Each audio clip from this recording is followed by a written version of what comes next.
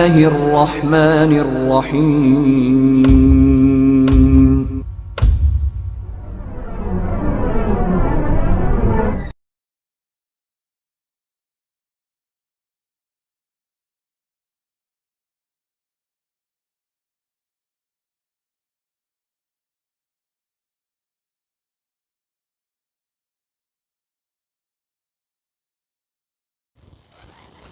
अल्हम्दुलिल्लाहि रब्बिल आलमीन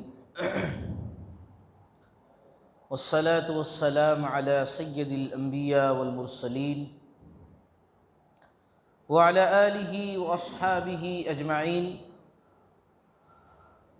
अम्मा बाद। अऊज़ु बिल्लाहि मिनश शैतानिर रजीम, बिस्मिल्लाहिर रहमानिर रहीम। लक़द कान लकुम फ़ी रसूलिल्लाहि उस्वतुन हसनह रब्बिश्रह ली सदरी वयस्सिर ली अमरी वहलुल उक़दतम मिन लिसानी यफ़क़हू क़ौली रब्बि ज़िदनी इल्मा रब्बि ज़िदनी इल्मा रब्बि ज़िदनी इल्मा। मुहतरम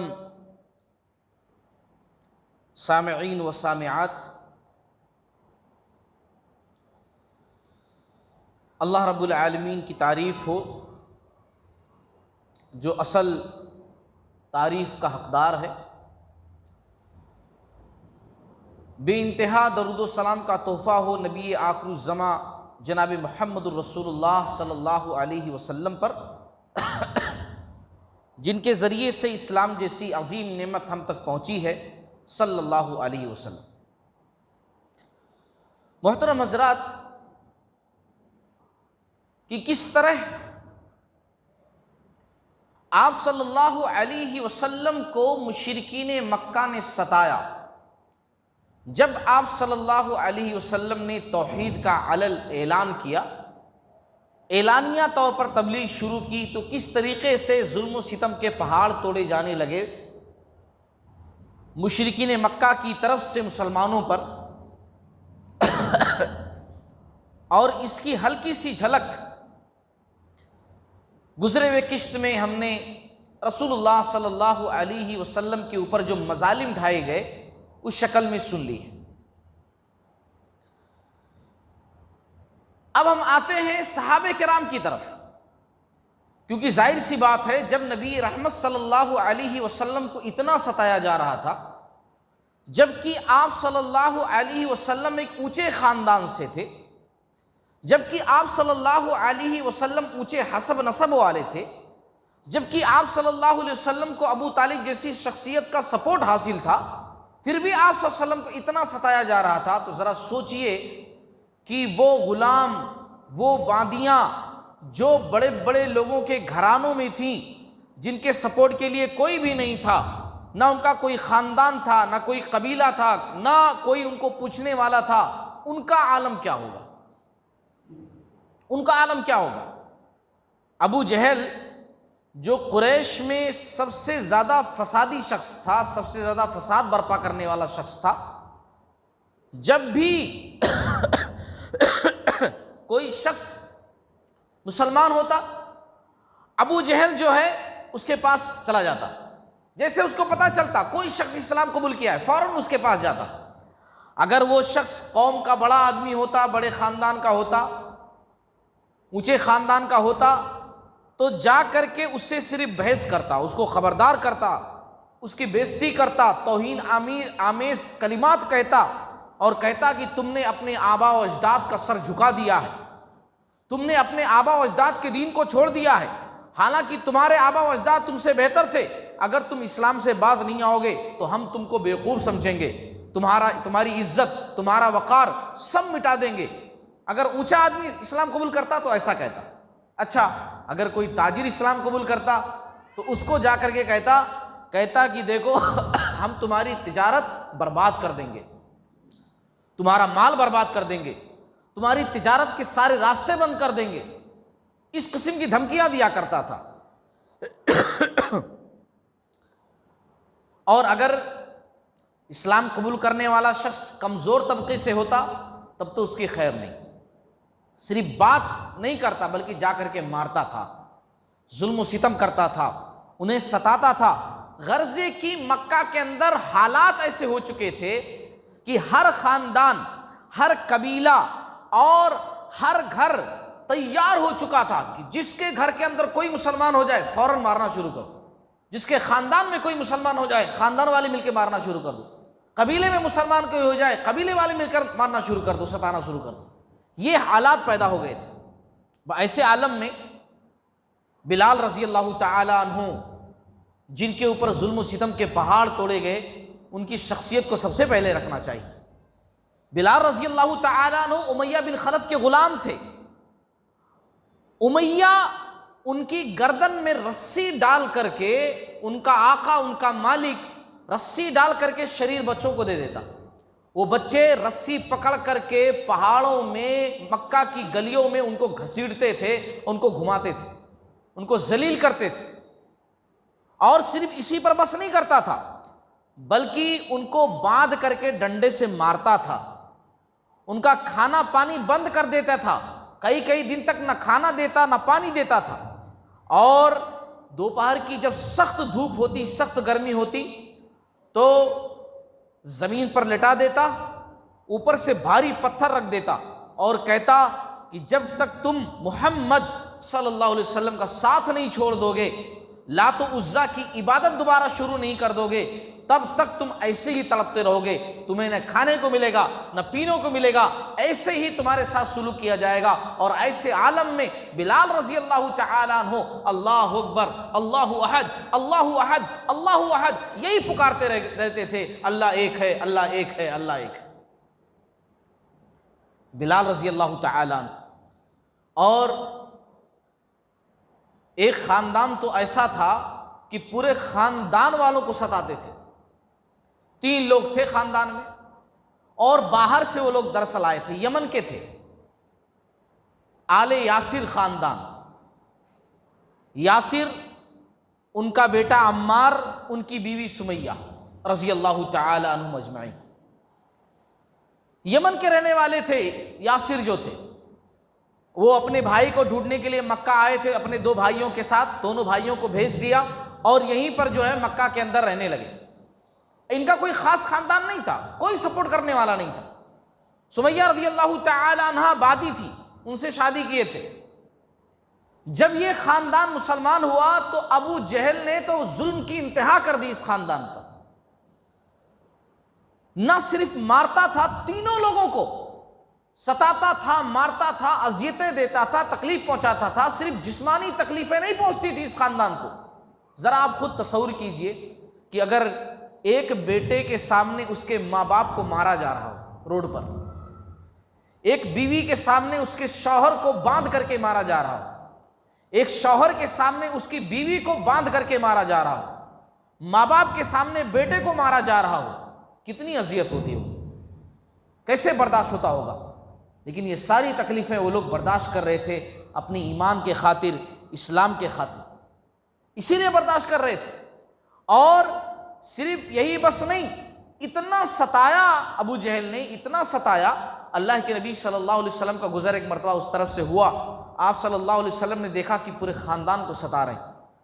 आप सल्लल्लाहु अलैहि वसल्लम को सब्र का हुक्म दिया गया था और अल्लाह ताला की तरफ से हुक्म था कि सबको बोलो बस सब्र करें, अभी सब्र करें, सब्र करें, सब्र करें। आप सल्लल्लाहु अलैहि वसल्लम यही तलकीन देते थे। आप सल्लल्लाहु अलैहि वसल्लम ने कहा सब्रन आला यासिर, ए आले यासिर, यासिर के ख़ानदान वालों सब्र करो, मौइदकुमुल जन्ना, तुम्हारे लिए जन्नत का वादा है, जन्नत की बशारत है, तुम सब जन्नत में जाओगे। एक मरतबा आप सल्लल्लाहु अलैहि वसल्लम ने कहा कि सब लोग एक एक करके जन्नत में जाएंगे, लेकिन तुम्हारा सारा खानदान एक साथ जन्नत के अंदर जाएगा।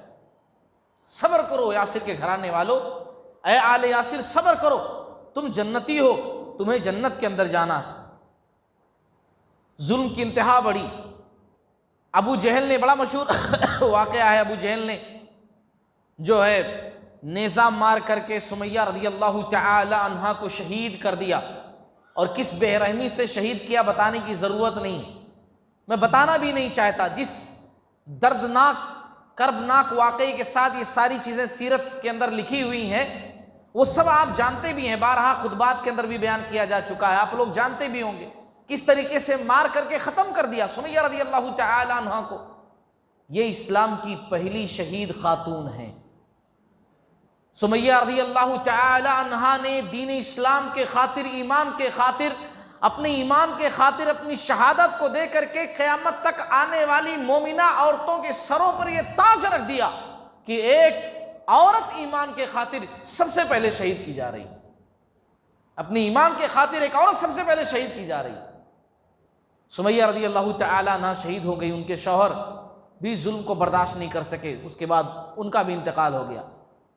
अब बचे अम्मार, जो बेटे, अकेले अम्मार जब बचे तो इनके ऊपर जुल्म और ज़्यादा बढ़ गया। कभी धूप में लिटा देते, कुरैश मक्का सीने पर भारी पत्थर रख देते, पानी में डुबोते, बांध करके लटका देते। एक मर्तबा तो वो लोग जो है आग से उनको जला रहे थे, आग से जला रहे थे उनको। अल्लाह के नबी सल्लल्लाहु अलैहि वसल्लम ने जब देखा, करीब गए, आप सल्लल्लाहु अलैहि वसल्लम ने उनके सर से जो है धूल को हटाया और फिर उसके बाद दुआ दी, कहा या नारो कूनी बरदम व सलामन अला अम्मारिन कमा कुंती अला इब्राहीम। ऐ आग, तू अम्मार पर ठंडी सलामती वाली हो जा जैसे कि तू इब्राहीम अलैहिस्सलाम पर ठंडी सलामती वाली हो गई थी, ऐसे ही अम्मार पर भी सलामती वाली बन जा। अम्मार रज़ियल्लाहु तआला अन्हों को इतना सताते थे, इतना तड़पाते थे कि इनकी बर्दाश्त की जो हद है ना वो क्रॉस कर गई।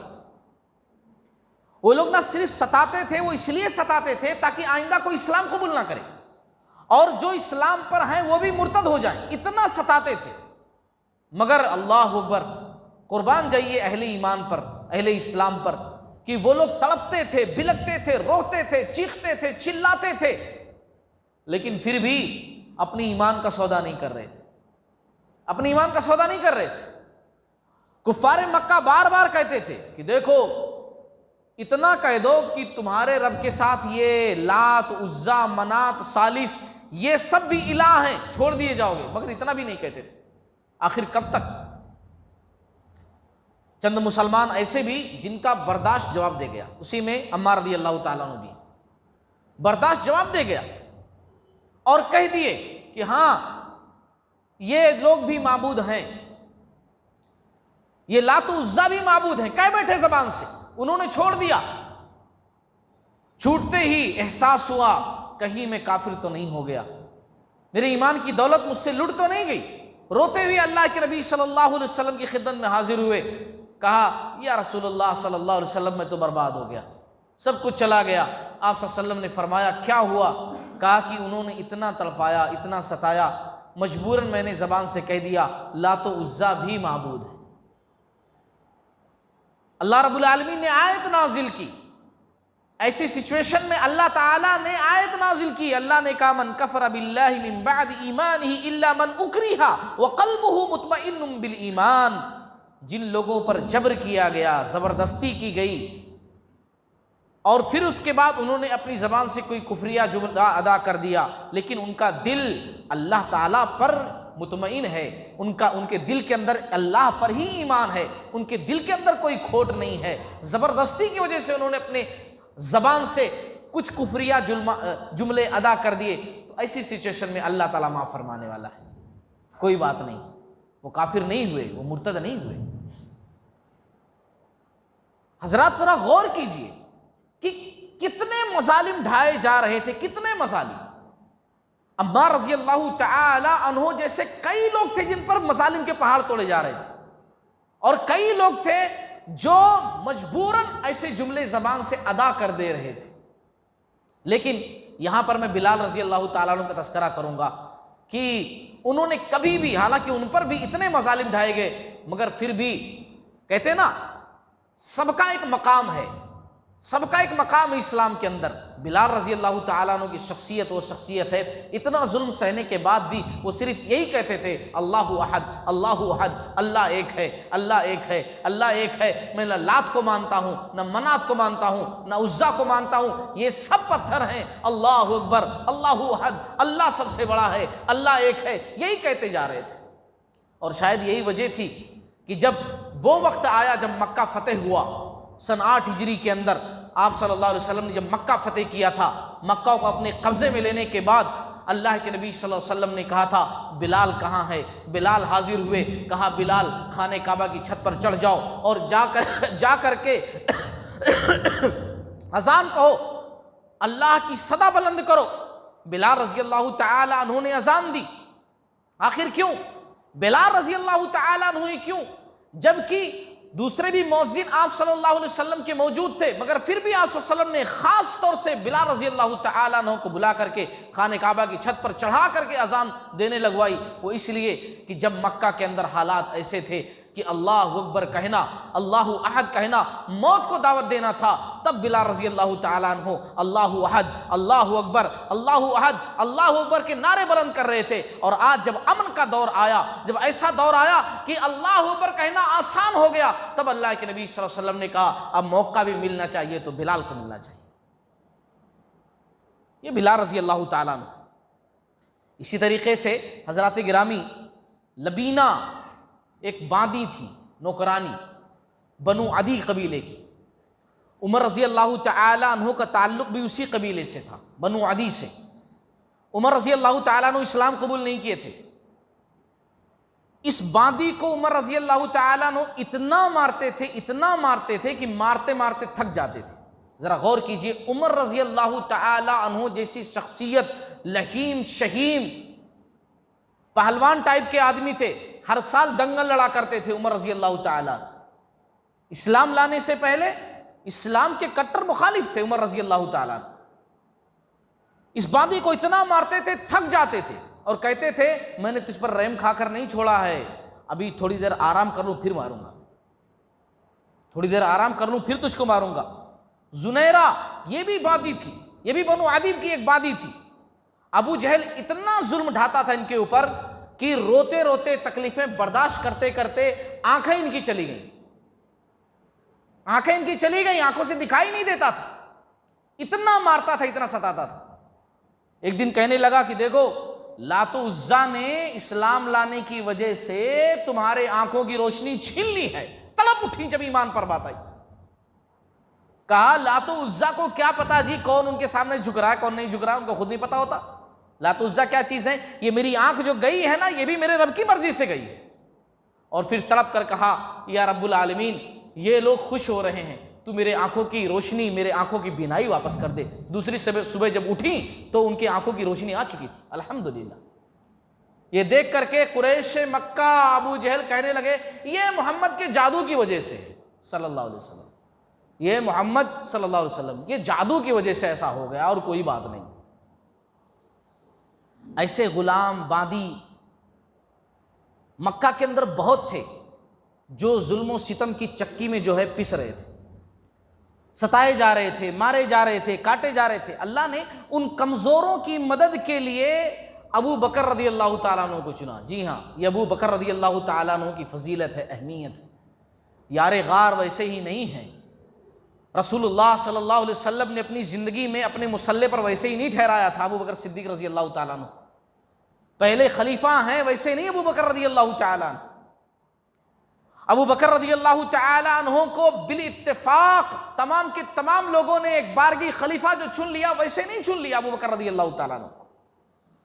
अल्लाह ताला ने ऐसे आलम में भी मदद के लिए अगर आगे किया, अबू बकर रज़ी अल्लाह तआला अन्हु साहिब सरवत से थे, साहिब दौलत वाले थे। अपनी दौलत इस रास्ते में उन्होंने लुटा दिया।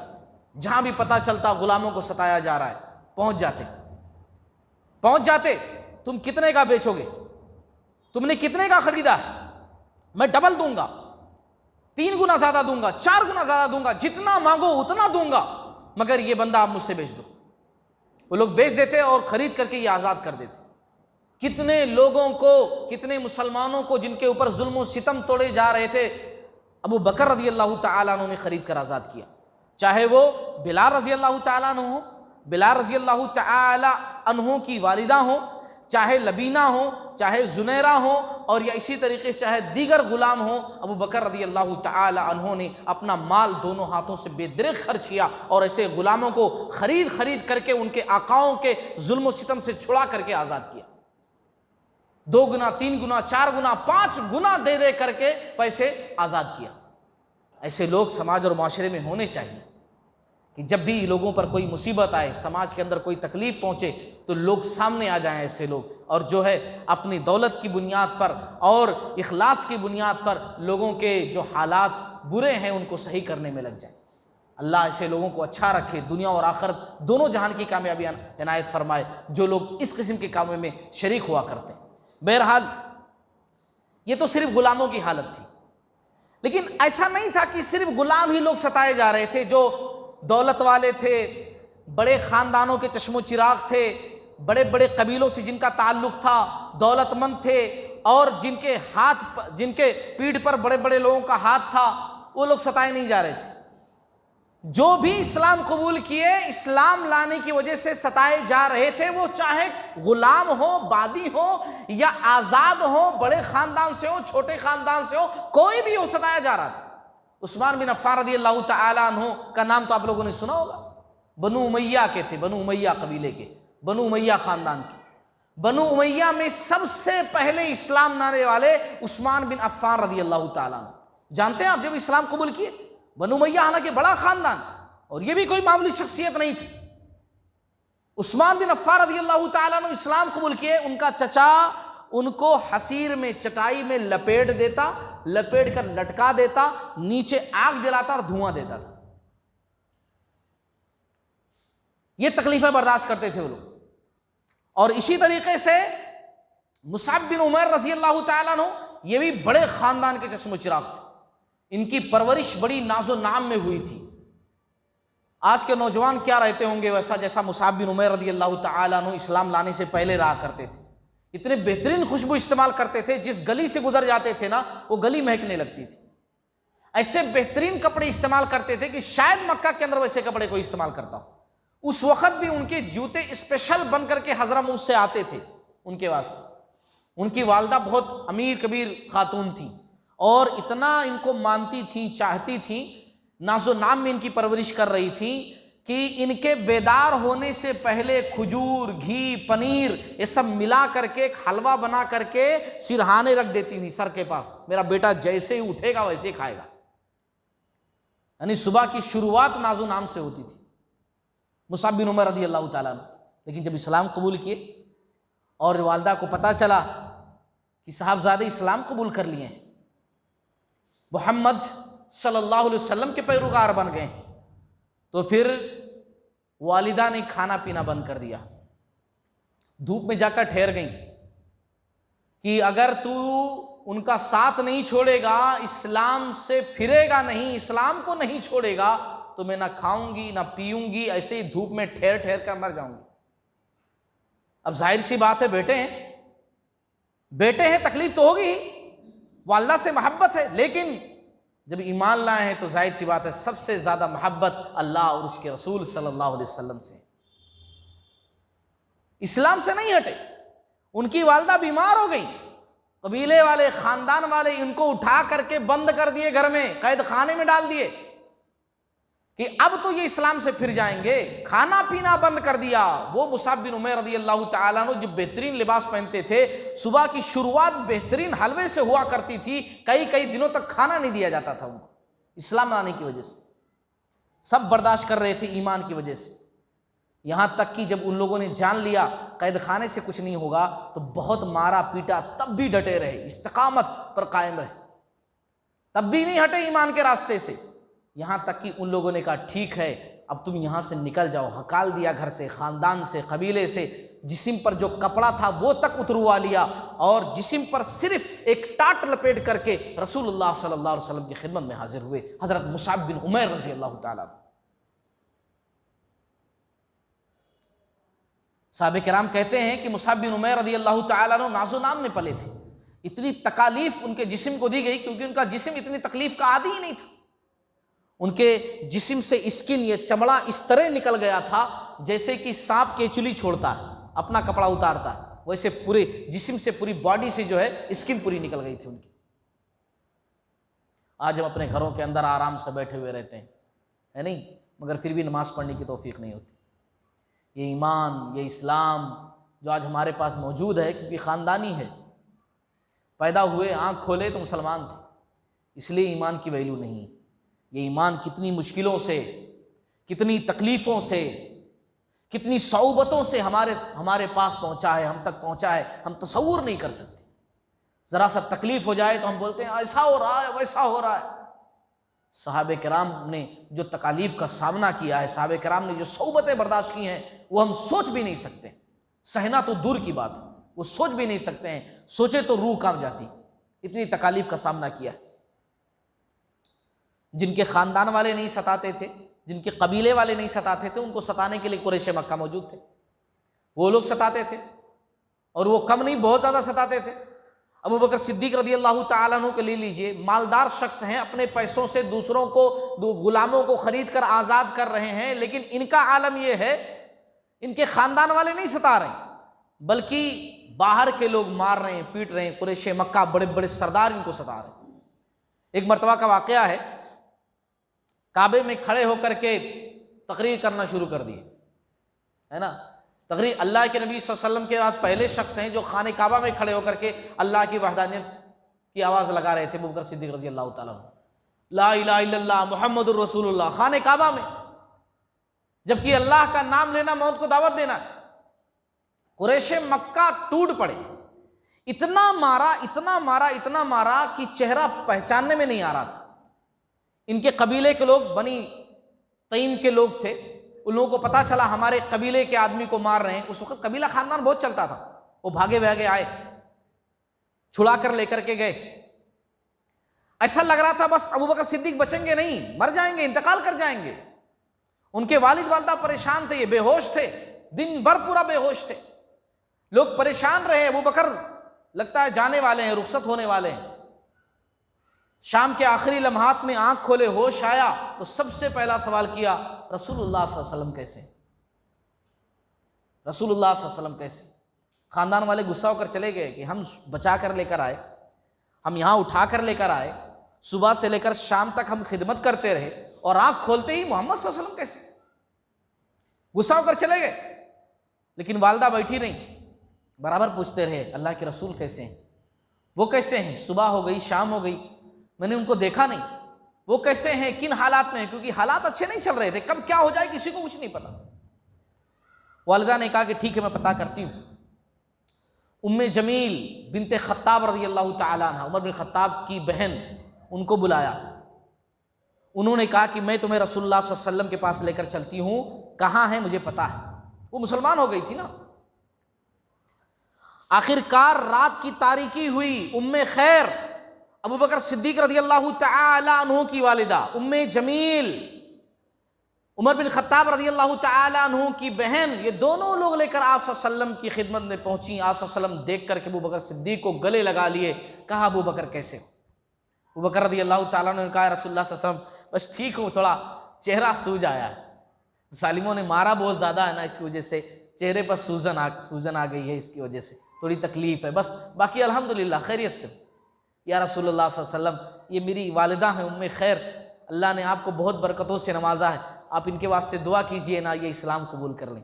आप इनको हिदायत की तालीम दीजिए, ईमान की दौलत इनको दीजिए, समझाइए ना इनको। अल्लाह के नबी सल्लल्लाहु अलैहि वसल्लम ने अबू बकर सिद्दीक रज़ी अल्लाह तआला अन्हु की वालिदा को समझाया, इस्लाम की दावत दी, और अल्हम्दुलिल्लाह वो वहीं पर इस्लाम कबूल कर लें, वो मुसलमान हो गए। इसी तरीके से एक मरतबा आप सल्लल्लाहु अलैहि वसल्लम को लोग मार रहे थे खाने काबा के पास। अबू बकर सिद्दीक रज़ी अल्लाह तआला अन्हु भागे, दौड़ते हुए गए और जाकर आप सल्लल्लाहु अलैहि वसल्लम से लिपट गए और कुरैश के लोगों से चीख चीख कर कहने लगे कि तुम लोग ऐसे शख्स को मार रहे हो जो कहता है कि अल्लाह एक है, इलाह एक है, माबूद एक है, बस इसकी वजह से तुम मार रहे हो शख्स को। यह सुनना था कि कुरैश मक्का आप सल्लल्लाहु अलैहि वसल्लम को छोड़कर इनको मारना शुरू कर दी, और इतना मारे कि जो इनको घर लाया गया, अस्मा रज़ी अल्लाह तआला अन्हा जिनकी बेटी थी, कहती हैं कि बाबा को इतना मारा जालिमों ने कि जब सर उनका ऐसा छीते ना, सर बाल हल्का सा खींचते ना तो बाल हाथों में आ जाते, इतना मारा था। यह अबू बकर सिद्दीक रज़ी अल्लाह तआला अन्हु।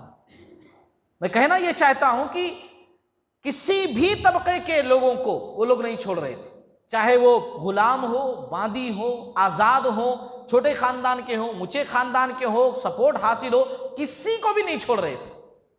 मक्का के अंदर मुसलमानों के लिए जीना दूभर हो गया था। मगर ऐसे आलम में एक सहाबी हैं अबू ज़र ग़िफ़ारी रज़ी अल्लाह ताला अन्हु। अबू ज़र ग़िफ़ारी रज़ी अल्लाह ताला अन्हु जोश देखिए, या रसूलुल्लाह सल्लल्लाहु अलैहि वसल्लम, मैं अपने तौहीद का ऐलान, मैं अपने इस्लाम का ऐलान यहाँ खाने काबा के पास खड़े होकर चीख चीख कर लोगों को देना चाहता हूँ। ऐसी सिचुएशन है, जान पर बनाए, मगर फिर भी जोश देखिए कि मैं इस्लाम कबूल कर लिया हूँ या रसूलुल्लाह सल्लल्लाहु अलैहि वसल्लम, मैं यहाँ ठहर करके जो है इस्लाम बताना चाहता हूँ, मैं मुसलमान हो गया। मक्का के नहीं रहने वाले थे। ग़िफ़ार एक जो है कबीला था, शाम की तरफ जाते हुए मक्का से, वहाँ उस कबीले के थे। अबू ज़र ग़िफ़ारी रज़ी अल्लाह ताला गए खाने काबा के पास खड़े होकर के, अशहदु अल्ला इलाहा इल्लल्लाह व अन्ना मुहम्मदर रसूलुल्लाह, मैं गवाही देता हूं अल्लाह के सिवा कोई माबूद नहीं, मोहम्मद सल्लल्लाहु अलैहि वसल्लम अल्लाह के रसूल हैं। ये सुनना था कि कुरैश मक्का तो आपे से बाहर हो गए। वो लोग आकर के इतना मारना शुरू किए, अब्बास रज़ी अल्लाह ताला अन्हु पहुंच गए। अब्बास रज़ी अल्लाह ताला अन्हु कहने लगे, ओ कुरैश मक्का, छोड़ दो इस बंदे को, ये बंदा ग़िफ़ार कबीले का है, जहां से तुम होते हुए शाम तिजारत करने के लिए जाते हो। अगर ये बंदा मर गया तो फिर तुम्हारा कोई तिजारती काफिला शाम तक नहीं पहुंच पाएगा, इसके कबीले के लोग तुमको छोड़ेंगे नहीं। ये सुनना था कि मुशरिकीन मक्का ने छोड़ दिया। दूसरे दिन फिर जोश में आए। पहले दिन तो मार खा लिए, दूसरे दिन फिर बोले आज मैं फिर जा करके देखता हूँ कितना मारते हैं, मैं फिर जा करके बोलूंगा। फिर जा करके बोले अशहदु अल्ला इलाहा इल्लल्लाह व अन्ना मुहम्मदर रसूलुल्लाह। फिर मारना शुरू किए। फिर आकर अब्बास रज़ियल्लाहु तआला अन्हु जो है बचाए। गर्ज की ये ऐसे थे कि इधर आ दिलबर, हुनर आजमाए तू तीर आजमा, हम जिगर आजमाए। तू कितना सितम कर सकता है, चल देखते हैं, मैं कितना बर्दाश्त कर सकता हूं, मैं देखता हूं। अबू ज़र ग़िफ़ारी रज़ियल्लाहु ताला। मेरे भाइयों, जुल्म सितम की इंतहा थी, जुल्म सितम की इंतहा थी। यहां तक कि कुछ लोगों का बर्दाश्त तो जवाब दे गया। आप सल्लल्लाहु अलैहि वसल्लम की खिदमत तक पहुंच गए, आप सल्लल्लाहु अलैहि वसल्लम की खिदमत तक बहुत सारे मुसलमान पहुंच गए। आखिर कब तक सहना पड़ेगा। खब्बाब बिन अरत रज़ियल्लाहु तआला अन्हु हैं, लोहार का काम करते थे और उम्मे अन्मार नामी एक औरत थी, उसके गुलाम थे, लोहार भट्टी का काम करते थे। इनकी जो मालिका थी सलाख लेकर के, गरम सलाख करके सर में दागती थी। उसके खानदान के लोग इनको क्या करते थे, भट्टी तैयार करते थे, अंगार पूरा बिछा देते थे, उस पर लिटा देते थे। इनके जिस्मों से निकलने वाला खून, इनकी चर्बी उस आग को बुझा देती थी। इतने देर तक ऐसे पैर रख करके खड़े रहते थे जब तक आग बुझ न जाए, ये तड़पते रहते थे। इस्लाम कबूल करने के बाद मदीना जब ये गए थे, लोगों ने कहा था कि खब्बाब जरा अपनी पीठ दिखाओ, तो लोग पीठ नहीं देख सके थे। इनके पीठ के अंदर ऐसे बड़े बड़े सुराख पड़े हुए थे, जगह जगह गड़े पड़े हुए थे, वो अंगारों की वजह से। ये खब्बाब रज़ियल्लाहु तआला अन्हु जो है, इनकी बर्दाश्त जवाब दे गई। आप सल्लल्लाहु अलैहि वसल्लम की खिदमत में पहुंच गए और कहने लगे, या रसूलल्लाह सल्लल्लाहु अलैहि वसल्लम, आखिर अल्लाह की मदद कब आएगी, कब ये खत्म होगा सब कुछ, कब ये मुसीबतें हम पर से खत्म होंगी। आप सल्लल्लाहु अलैहि वसल्लम खाने काबा के पास चादर ओढ़कर लेटे हुए थे, उठकर बैठ गए। आपके चेहरे पर गुस्सा था। आप सल्लल्लाहु अलैहि वसल्लम ने कहा, खब्बाब तुम अभी से परेशान हो गए, तुम पर अभी वो वक्त नहीं आया जो गुजरी हुई उम्मतों पर आया था।